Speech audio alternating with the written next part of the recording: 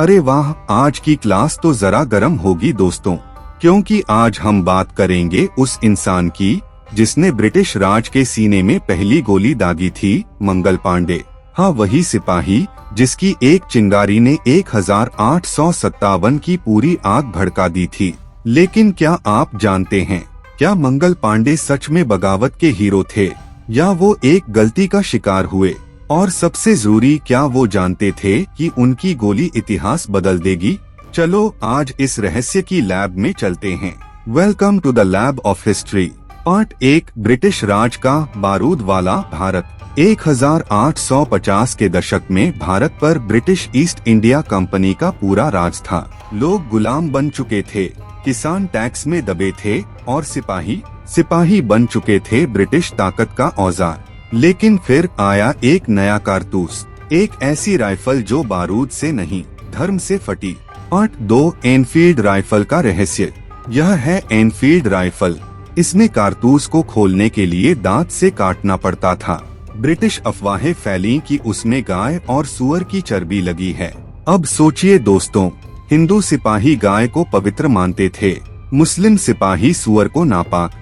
तो जब दोनों को वही कारतूस पकड़ाया गया, आग लगनी ही थी। पार्ट 3, मंगल पांडे का गुस्सा।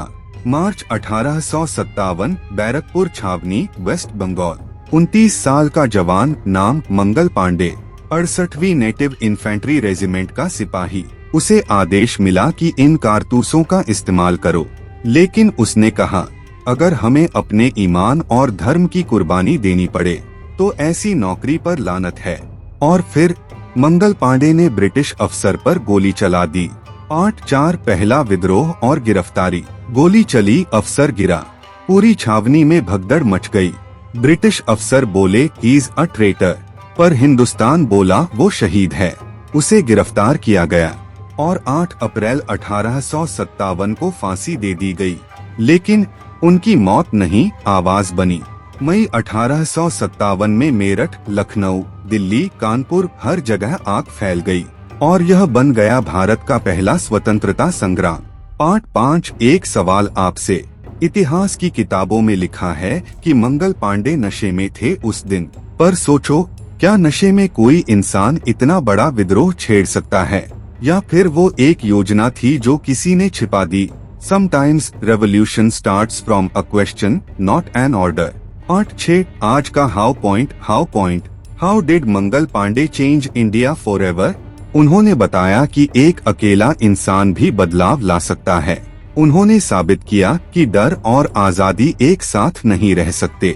और उन्होंने एक आग जलाई जो 90 साल बाद 1947 में जाकर आजादी बन गई।